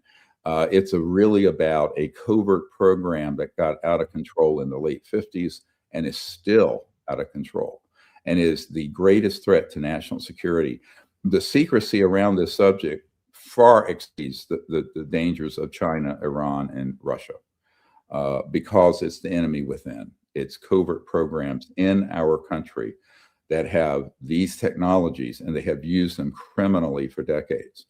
Now, the good news is, because of actions, not so much in Congress or the White House yet, but by certain law enforcement entities that are confidential, that organization is on the run. And they know that we know who they are. And I'm not going to sit and list a bunch of names right here, right now, but we do need at some point to have an attorney general who will begin to make quite clear people should be prosecuted up to and including treason for what they've been doing and are doing. And I think that this is a very serious matter because when you have, like when I briefed the CI director for Clinton and later the head of the Defense Intelligence Agency, they honestly had never been read into this. And I was the first person to do it. I was taking my time away from my medical practice and my 4 little daughters. And I'm nobody. I have no clearance. I don't want a clearance. I don't need it. Same thing when I was at the Senate Intelligence Committee, SCIF, to get information from Mr. Rubio and Warner, who were chair and co-chair of Senate Intelligence. They didn't have any information. Now they do. But it's because we have stitched together the information from nearly 1,000 whistleblowers. And that's what we're providing as a briefing. I would offer that to you and to Mr. Vance. It looks like he's quite interested in the matter. It does. And I think that his interest is earnest and in good faith. Yes, I agree. 100%. And okay, so to reiterate, just so that I'm tracking with you, right? Because I'm simply being educated on all this, right? Sort of as we go, and everybody can, sort of see the bricks that are being. At least we're asking the question. So, okay, so there is a splinter group. Your contention is that there is a splinter group that is funded by the federal government. So everyone has to have funding, right? That has some type of that has operational control over alien technologies and operates outside of constitutional bounds altogether in order to keep those technologies and perhaps even use them in criminal ways. And that the vast majority of the federal government, if anyone in the federal government's even read in on this, and that we have reverse engineered alien technologies, and we're just starting to scratch the surface right now. Right. And here's the issue is that they're not just getting funding from the black budget of the United States. For example, they may say a B-2 stealth bomber, which my uncle's company, Northrop Grumman, builds. In reality, they'll say it's $2 billion a copy. It's probably 150 million. The rest goes through the back door, making the triangular UFOs people see. That's a Northrop Grumman platform. There's a Raytheon one that's similar. Now, some of the other shaped airfoils that are anti-gravity are Lockheed Skunk Works. And we know where these are being built and how they're being built. So I think that now that's the biggest part of the secrecy. Now, the actual extraterrestrial vehicles are even more exotic, but we're reaching almost parity. In fact, the men that I've worked with who are on the retrieval teams, after they knock down an extraterrestrial vehicle using an electromagnetic pulse weapon at these black sites out in the desert have told me that the ones we have become so good that they're almost indistinguishable. You have to really be an expert to know the difference.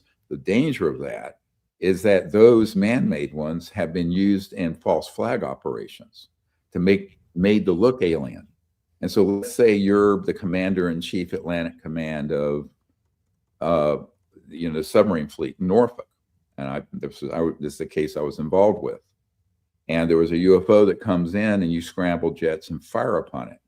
Well, he thought it could have been from the Soviet Union. This is in 1980. It turns out it was not one of the Soviet unions, but we almost went to World War III over it. And this admiral, 4-star commander-in-chief, Atlantic Command, was not read in. And now that's dangerous because just in terms of military chain of command, you have people, for example, the head of the Defense Intelligence Agency, whom I briefed. He had no information on this subject, even though I had whistleblowers in the DIA, Defense Intelligence Agency, who were working on these illegal black projects. So the thing that it's a bigger mess than the DOJ that your previous guest was talking about by far, and it's a dangerous one. So I'd like to just simply show some of the evidence that has been presented from our U.S. military, because what you're saying here is very easy to discount, Doctor. It's people can just say you're insane, right? You're crazy. Well, you have yep. no proof. But this is something that we do have the proof, and I'd like to get there. This is something that was played, of course, in Congress. This is the footage that we find that we are obsessed with. I know there's plenty that we could obsess over, but why not just jump on this one? This is an object that's hit by an M9 Reaper drone with a Hellfire missile, the most sophisticated weapons we have that we know of right now. The object clearly breaks. First off, the object's traveling with insane speed over the ocean. It breaks into multiple parts, almost like it's organic in nature, and then it reforms. Those parts then become independent, and then they coagulate once more. And this is from American military footage, right? That is being played. And as far as I know, it has not been manipulated whatsoever. It's played at a congressional hearing. Annapolina Luna's on. We trust her, along with the other members of the committee. What's going on here? What is this? Well, that is actually both items in this video are man-made. The one that people think is a UAP, well, it's a UAP to people who don't know what it is. It's one of ours, but it's a classified, and so it was a friendly fire incident. And a lot of people don't realize that we have technologies covertly that simulate or are very close to what extraterrestrial technologies are. And this gets into a big problem because you have a situation like I was talking about earlier, where you can the confusion and the fog of an evolving event like this, you can make serious mistakes. And this is why there's almost like two parallel governments going on here. There's a very secret operation that goes above the normal U.S. Chain of command. And the people who are read into that are people part of this, I hate to say, criminal conspiracy until recently. And then you have the part that's the legal U.S. government. But that Congressman Burleson, who I know and have been providing a lot of information to, as well as Luna and Burchett and others, I knew about this before it was shown, and I'd seen it before it was shown. And I immediately said, well, this is not an extraterrestrial or an alien device. That both of these, of course, the Hellfire missile, but Predator, as well as the object, is man-made. The Tic Tac that everyone heard about that got released, that was all in the news. As I mentioned, we have multiple military. We're going to do a National Press Club event. You're invited to come on May 28th, and we're going to have a Green Beret there.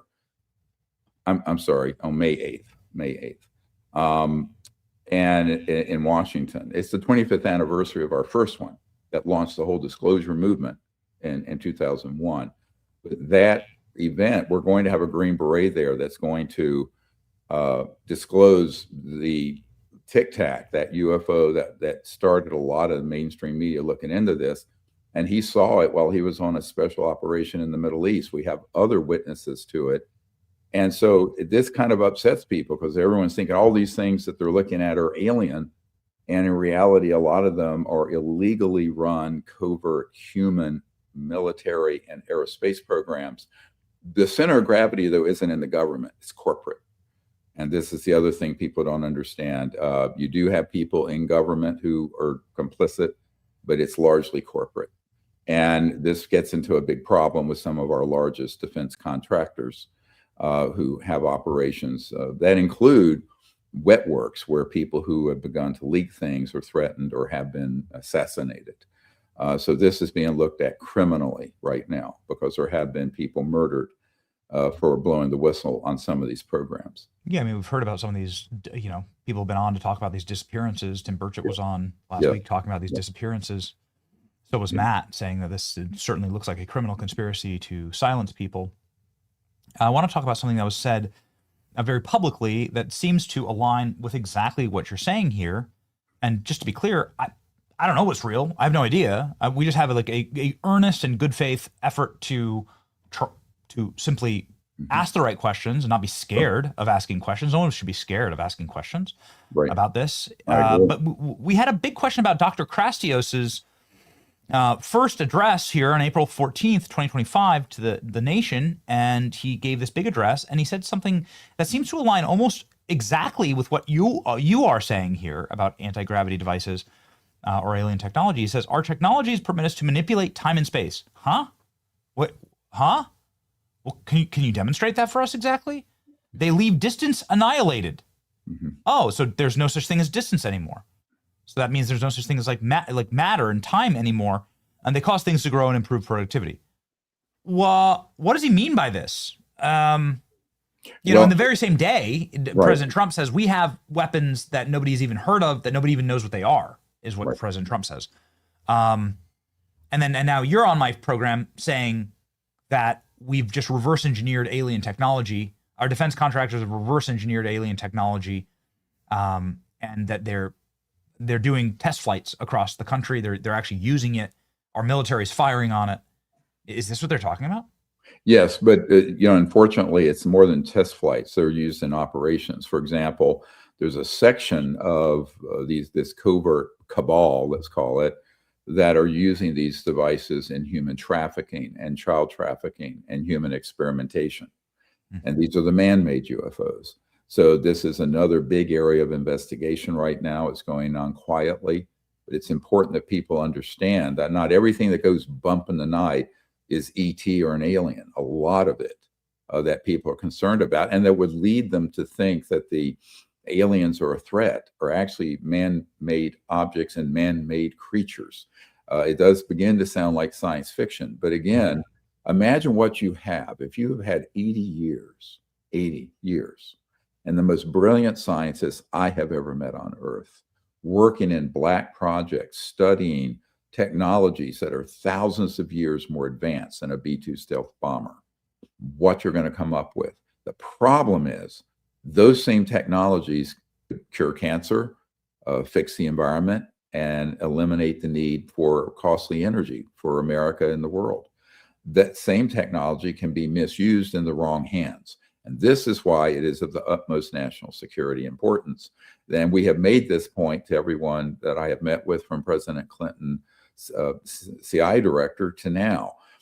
Unfortunately, no one's ever wanted to do anything about it till recently. And luckily, we do have good people like Mr. Burleson and Burchett in Congress. And also, I know there's very serious investigations going on in law enforcement and the White House on this now. And they're trying to do the right thing. My concern, as someone who's dealt with this for too long, frankly, in my own private life, it's been very disruptive.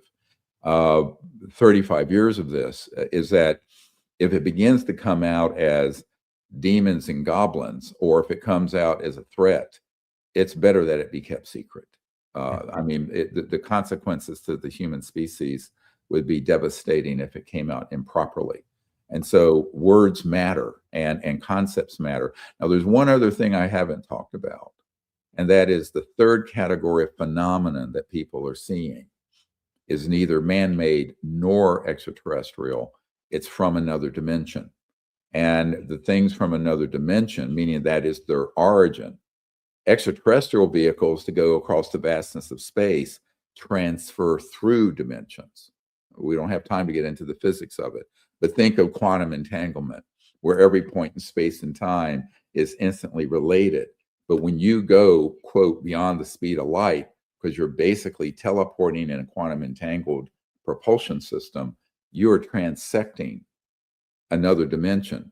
And that is why people could confuse it with something like a demon or a ghost, because there is an overlap of phenomenon, but only superficially. It's actually scientific, because that's what quantum entanglement is. But on a macro scale, you're moving an entire spacecraft or a huge object across the vastness of space. And we understand this. Now, the bigger question is, are there things that are popping in from another dimension? You know, people talk about Bigfoot or ghosts or poltergeists. Yes, but that shouldn't be confused with extraterrestrial biological entities with spacecraft and travel systems or communication systems, nor should the man-made ones be confused with the extraterrestrial ones. But right now, it's almost like a doctor. I use this medical analogy that if someone came to me with chest pain and I'm a lousy doctor, I'm going to say it's a heart attack. Well, maybe it isn't. Maybe it's a dissecting thoracic aneurysm. Maybe it's a pulmonary embolus. Maybe it's a whole bunch of things, right? So a bad diagnostician would just jump to conclusions. And I'm afraid that's what the public is beginning to do. And we have to be careful that our leaders not jump to false conclusions, because the consequences are serious. Okay, so could you explain to me, if you had a lock and a key and you were able to actually open up these black boxes and show the American public what these technologies are? Yes. What would we find out? What would we see? What does anti-gravity look like? What are some of the systems, weapons, travel, or otherwise that have been created in these skunk work programs? What have you heard? What are they building? What have they built? Well, I know what we've seen, and I know what the people on my team who work on them have seen and are working on them. Because my team, I have a very deep bench of whistleblowers. We're not talking about people who just incidentally saw something. My people who are operational at these black sites, and those folks have shared a great deal with us. So, you know, before he died, Ben Rich, who was president of the Lockheed Skunk Works, which is their super secret engineering division, said to a friend of mine, a very well-known aerospace historian named James Goodall, he said, look, anything you have seen on Star Trek or can imagine, we have already in the Lockheed Skunk Works. It's not at Area 51. It's an old facility, and it's out in the desert. And I've been to that facility. So you have objects that are man-made, that are disc, spherical, triangular, and other shapes that can go from hover to 200,000-300,000 miles per hour instantly. And that's man-made. And we have multiple at the National Press Club on May 8th in Washington, D.C. We're going to have people who have been there when those have been operational who will be testifying to it. So you're welcome to come. You can broadcast from there if you'd like.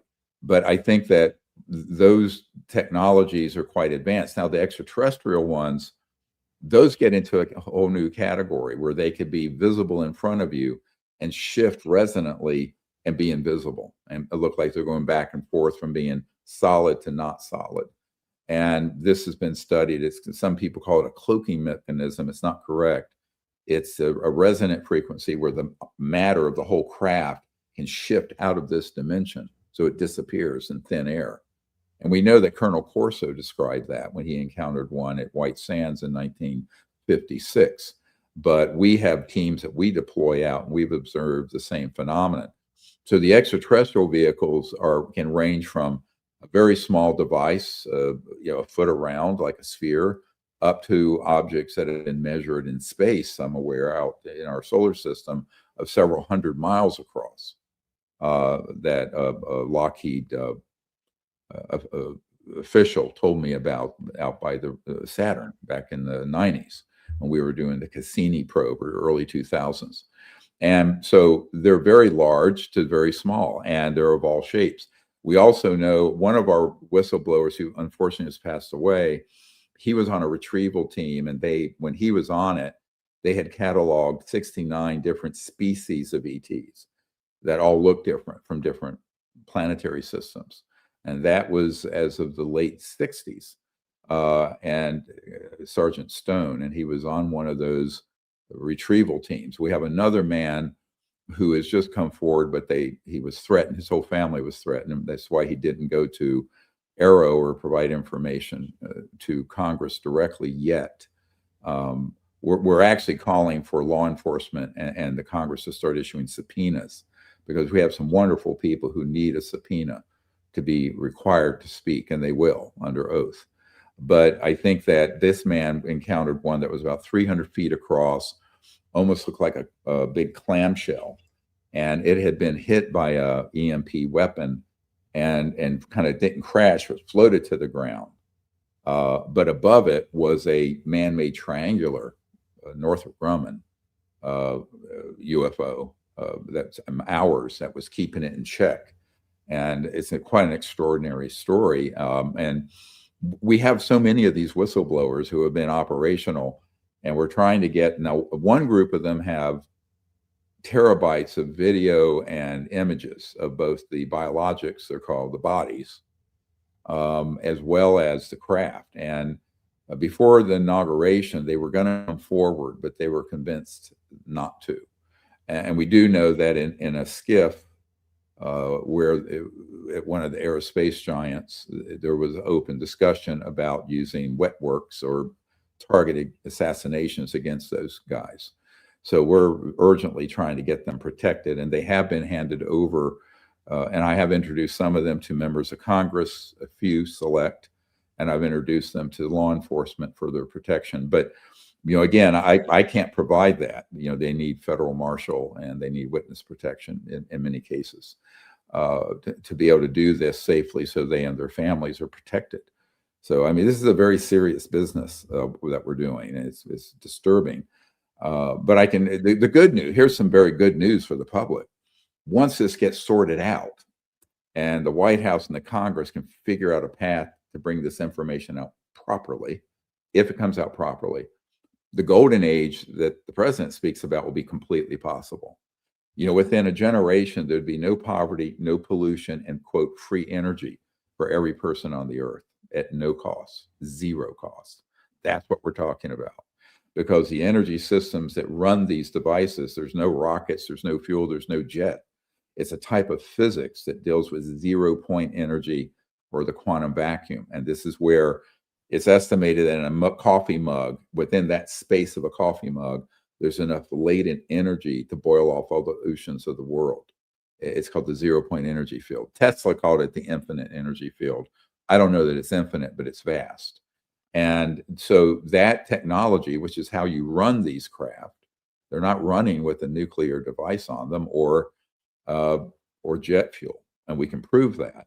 You hear no sound. You hear no rockets. Well, it's electromagnetic propulsion, anti-gravity, but the energy system is also a very advanced magnetic field energy generation that doesn't require a fuel source. And so you're looking at a total revolution industrially and how the world lives. And I have 11 grandchildren. The world they'll be living in will be so different from this world we're in now that it will barely resemble it, which is wonderful. Now, here's a caveat. We've recommended all the way back to the Clinton administration that the lifter, the anti-gravity propulsion systems, not be disclosed or released until the world is more stable, because those can be a missile delivery system. But the basic energy generation that would run your car, or run your house, or your factory, those need to come out immediately. And so that's something that we're recommending, that there be a technology transfer out of these black projects, but it be phased, and there are multiple phases. The other part of it is that there are medical, I'm speaking here as a doctor, and some things I've seen in a covert underground facility that would be extraordinary for medicine in terms of treatment that are related to the same area of physics. And those would revolutionize medicine. Those need to come out. So there's a constellation of technologies that need to begin to come out. But some of the more advanced ones that deal with propulsion You really don't want a terrorist in Mogadishu to have an object that can deliver a dirty bomb over Washington, D.C. in 2 or 3 minutes, right? And this is what you're talking about. You're not talking about a missile or Artemis going to the moon with a rocket. It's a Roman candle from the 40s, right? That's all these rockets are. I mean, they're 1940s technology with fancier computers. But these technologies that deal with propulsion, we're going to have a global collective security agreement that those can only be used for peaceful purposes. But we've never achieved that. We've never disarmed our nuclear. We have an armed camp on this planet. Look at what's going on now in the Middle East, Ukraine, elsewhere. So the world is not quite stable enough, in my opinion, to release publicly. We can acknowledge we have them, just like everyone knows we have a hydrogen bomb. You can't go to the hardware store and buy one. You can't let those proliferate until we become more stable. But the energy generation systems should have come out 100 years ago. So, Doctor, we're very short on time here. I have so many different follow-up questions. I guess the one that comes most prescient to mind, because I feel like we've covered some good territory here, is the non-human biologics. You say there's various different species of ETs that we have. And have you ever seen one? Like, what do they look like? Do people have photos? Do you know? Do. Like, Yeah. do you have photos of this? Like, We have a few photos from our expeditions where we go out and attempt to make direct contact with them, and we have succeeded in doing so. People can look at the movie Close Encounters of the Fifth Kind, and you'll be astonished. And we have a new one out called CE5, the New Frontier of Contact, where we have some amazing evidence. But I do have some photos of I have one being dissected on a slab that was given to me from a facility. It was actually in a woman's grandmother's book that she had taken from a secret facility where Roswell is, where the Roswell event happened. And I have that photograph. We have other video and photograph of these, but the ones that are really good are being held by these covert whistleblowers who want to bring them forward, but they want to do it safely. That's my problem, Doctor, is like you have people on like Tim Burchett, we love him, Anna Paulina Luna, and they kind of like just wink and nod about the stuff that they see in a skiff. They wink and nod about this stuff, but nothing ever comes out. Nobody ever sees anything. The footage that you get is grainy. The footage that you get is from from a drone, right? And it's black and white, and you can't really tell what the hell's going on. Well, go to our archive. You'll see much better than that. It's called DPIarchive.com. Okay. It's the Disclosure Project Intelligence Archive, and you'll see the photo. We have crystal clear ones, videos, images. They're in there because people aren't looking. Now, here's what I think. Secretary Hegseth is supposed to release all that. But and that's what we need to be sure that he has access to the right people. I will tell you that through the chain of command in the Pentagon, he is unlikely to he'll probably get more fiction than fact. And this is why what we're trying to do with the Disclosure Project and our whistleblower group is to provide that information to the policymakers and the ones who are constitutionally approved in Congress and also the executive branch to get this information. But within the system, my concern is I know already they're being provided a lot of false information where they will show a case that says, oh, this is an alien did this and someone had brain trauma. Well, it wasn't. It was actually one of our own covert programs, and they're scapegoating the aliens on it. And if you're new to the subject, you're not going to know the difference. So they need subject experts in there. I mean, I think that the White House and the Congress need to start reaching out to subject experts like our team, but also our whistleblowers. They need to pull those folks in and get them debriefed and have this material turned over from folks who are, instead of a secondhand or fourth-hand source, you need to bring those people directly in and debrief them and get the evidence from them. And I think that's what Mr. Hegseth is going to have to do pretty soon. We appreciate your time, Doctor. We love having just a good faith discussion and to probe the mysteries of the universe, right, and to talk with people who, you've spent 35 years on this subject, and I think it's critical to sort of like try and bring the threads together. Ultimately, what we want is a peaceful, clean, functional nation that is a good future for our kids. You have 4 daughters, is that what you said? I have 4 children. That's what every parent wants. And I guess I have no idea what UFOs. I guess I have no idea, right? Like how this all shakes out. There is something clearly out there. Right. And I suppose, I'm a Christian. God is the creator, right? And the creator can create. And so I guess I don't see this as a misalignment whatsoever with my belief system. No. And I was talking to Charlie Kirk about that. I was on his podcast not long before he was shot, and about at the Vatican, I remember they were telling me, and they came out with a statement that yes, there's life all throughout the universe, but they're all children of God, just as we are. And I think that's the correct way to perceive it. And although they may look different and be different sizes and different cultures and different everything, they certainly understand the existence of a supreme being, of God, and they are created as part of the natural universe. This is why, Mr. Vance needs to understand they're not demons. That's something else. That's from other lower dimensions. But they're people. I call them people. They just look very different. And I believe there are probably hundreds to thousands of civilizations out there. How many we've had contact with, I don't know. But I do know that there are some, and they're very much concerned about us. But I think when we become more civilized, let's say, and peaceful, and have this golden age, they're going to reach out directly. I think in the future, we'll have direct, open contact. That's what I see happening.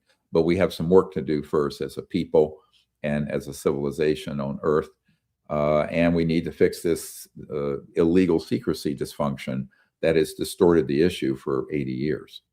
Yeah, need to stop disappearing our UFO experts. Yeah, right? Well, I have no plans to disappear. Do you know any of these guys? Do you know any of the? We've heard that there have been quite a few disappearances. Yeah, I know of them. I think the one that is in some question is the one that you're showing there, General McCaslin, because that guy was very involved, Wright-Patterson Air Force Base, in these covert and very dark programs. We know this, and we don't know if he disappeared himself, perhaps. Now, remember what I shared a little bit of a bomb here. There is law enforcement closing in on some of the criminal operations. So some of these, in his case, we don't know if he was made to disappear or if he disappeared himself. This is an open question. I don't have the answer. We have a team of people investigating it, though, who are very skilled in military matters that have left the military and are working with us. Dr. Stephen Greer, ladies and gentlemen, I hope that you'll be back on the program. I'd love to. Enjoyable to speak with you. Everybody follow Dr. Stephen. You can follow him here if you want more updates. He has nearly 300,000 followers here on X. Just one of the premier experts on this issue. Has devoted the vast majority of his life, frankly, to studying this, and we appreciate it's going to take me a while to process this, quite frankly. Yeah, I know. It's a lot. It's a bit drinking from a fire hose. Well, I was just in St. Petersburg, Tampa last weekend. I wish I'd gotten to see you. But when I get down there, maybe we can get together sometime. That would be very nice. Yes, that's right. I'd love to do it in person. Yeah. God bless you. Thank you very much, and have a glorious weekend. Good luck on the disclosure day. Don't worry, you and Steven Spielberg. Yeah. May 8th. Hope you can be at the National Press Club May 8th. We would love that. That'd be fun. That sounds like a lot of fun, actually. It will be fun. Yeah, you should come up. Thank you, Doctor. Thank you. Have a good day. All right.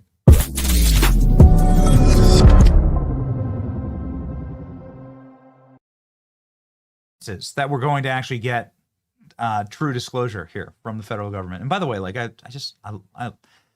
how can you deny people who have such a passion like that?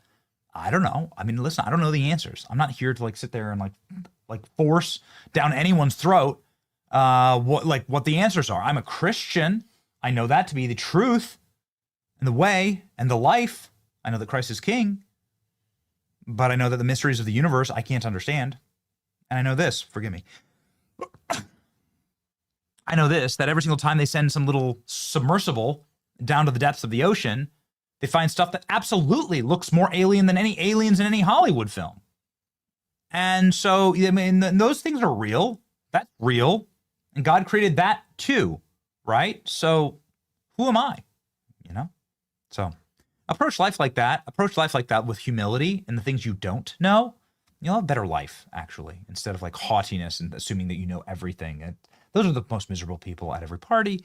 And they're also always wrong. They're the ones who are always making horrible mistakes, right? Okay. Here we go. Will the U.S. confirm that aliens exist?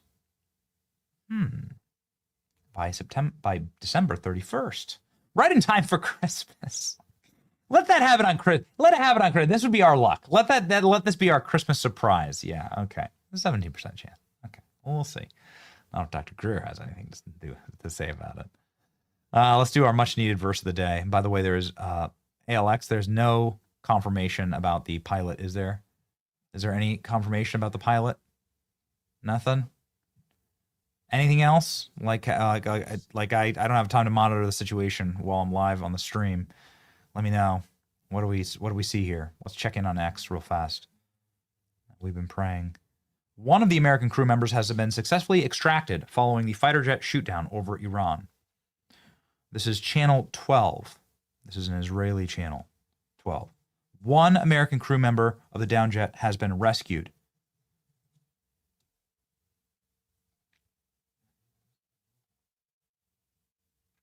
Reports that one of the crew members has been downed, has been rescued.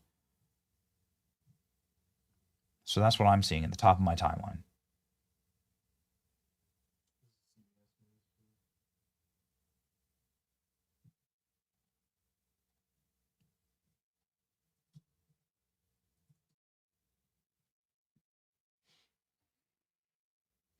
Wow, okay. President Trump has been briefed on the downed US F-15, in Iran. CENTCOM statement is expected soon. There we go. Okay. CENTCOM statement expected soon. U.S. Air Force F-16CJ is flying out of Iran or Iraq airspace. Universal code for general in-flight emergency, indicating the crew is dealing with a serious issue.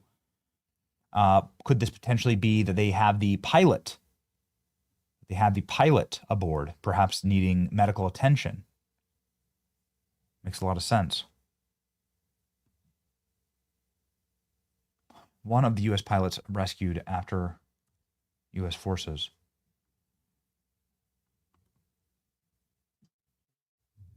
Yeah, look at this. So you have the, you have here. That looks like a. Let's hear it. You can hear the roar. Listen to this. Play from the beginning, please. Oh, you want me?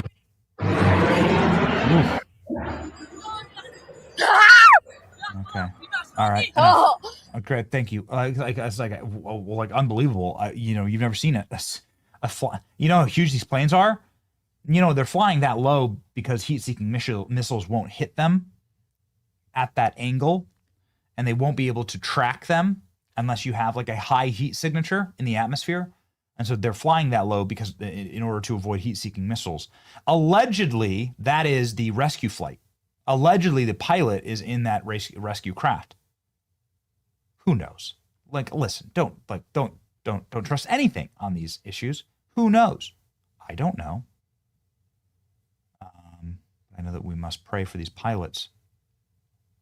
Now this is, of course, all of the news now is breaking here. AP up 13 minutes ago. U.S. has launched a rescue operation in Iran. Okay, so now this is being widely reported again. We covered for you that this was something that was being denied by CENTCOM. President Trump has now been briefed on it. CENTCOM will be releasing a statement soon on this. So it's real life. You hate to see it. You hate it. You hate it. I hate it. I hate it. I've been very open about my thoughts on the Iran war. You can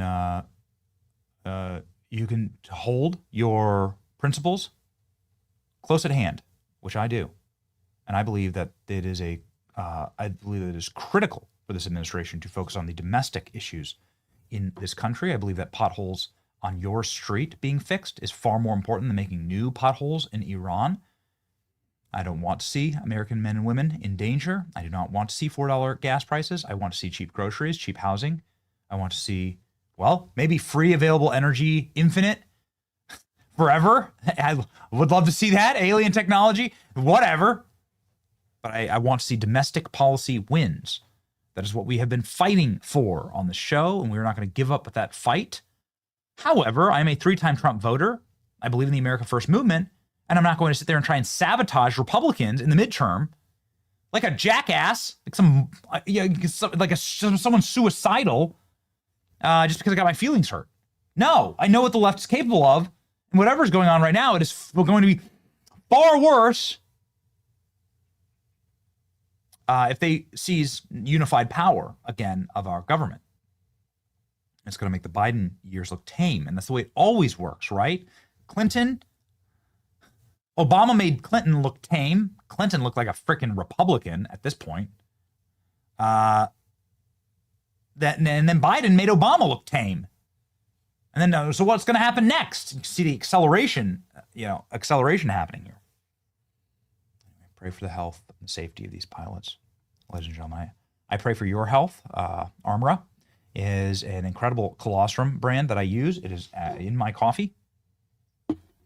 It's something that I use when I'm on my like 4th or 5th cup of coffee, right? You put some colostrum in it. It's really like excellent for you, by the way. It's like nature's original blueprint for health.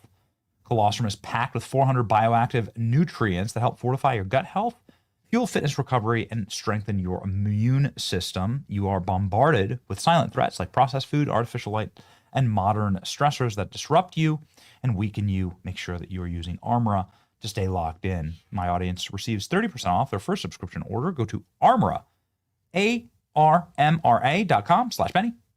Go to Armra.com/Benny today for 30% off. Okay.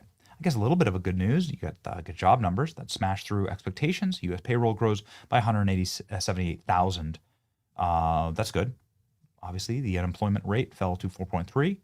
Perhaps it's time to just wrap up this war and get focused entirely on the U.S. economy. The entire nation turns on whether gas is at $2 a gallon. When were we doing these shows, Klein? We were doing these shows like when? Like January, where I was asking like what people's gas prices were? It's like December and January, and there were a ton of people in the chat that were saying their gas prices were below $2 a gallon. We had multiple stations in Texas, stations in Colorado that had below $2 a gallon gas. That's how you win. Most people, I care a lot about the Epstein files, like most people are going to really vote. And obviously I'm not trying to give a pass here on the way the Epstein files were handled, but like most people will vote on what is the price of gas, what is the price of groceries, can I afford a house? That's it. Do I have a job? So focus on those things, please. I beg of you. I beg of the administration. I'll say it every single show. Okay. John 3:16. For God so loved the world that he gave his one and only son, that whoever believes in him shall not perish but have eternal life. So whatever life may exist out there, whatever God has created, and he has created all manner of creatures. How many species are on the earth? How many specific species are on the earth? How many species of fish, bug, mammal, bird? 8.7 million different species. I mean, how many subspecies are within? Like, what would even be the right way to ask that question? How many different types of animal? How many different types of animals are on the? I mean, like, so God created, without a doubt, many millions of types of like specific types of animals, right? So, I feel like we're totally entitled to ask questions about, well, God's creation. I'm not even including plants. 7.7 million animals, different types of animals. 7.7 million different types of animals alone. And then hundreds of thousands of different types of plants. Come on. Come on. You can ask about like the creativity of God and what is the grand design. And what matters to me ultimately is not understanding those mysteries, because there's going to be so much stuff that I don't understand. I understand the vast majority of it. It's going to be salvation in my faith in the Christ, the Lord. He is the way, the truth, and the life. God so loved the world that he gave his one and only Son. Whoever believes in him shall not perish but have eternal life. That's the only life you should really care about, okay? We kind of care about extraterrestrial life too, but like when it's all said and done, this is what you'll be held into account for. So lock in this weekend, spend precious time with your loved ones, and make sure that you're asking all the right questions and that you have the right answer. And that, ladies and gentlemen, is the answer. Christ is King. May God bless you. And this is still the greatest country on earth. Pray for these pilots. It's your boy Betty. See ya. You wanted to see me, sir? Pam, I'm reassigning you to a more exciting role. You're going to love it. What do you know about piloting F-15 fighter jets? What? Nothing. I can barely drive. Pack your bags, Pam. You're going to an aircraft carrier.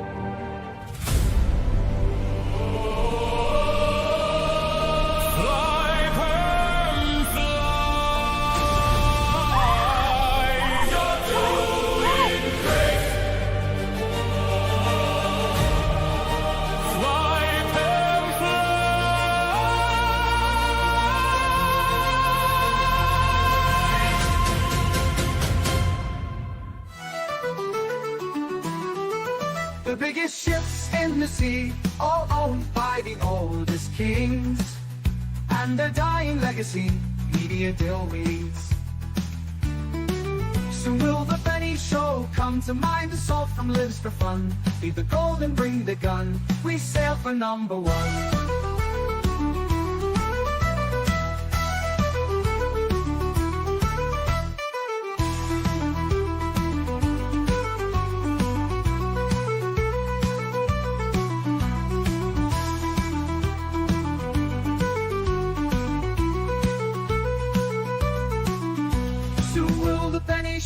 Come to mind, the salt from lives for fun. Leave the gold and bring the gun. We sail for number one. The biggest ships in the sea, all owned by the oldest kings.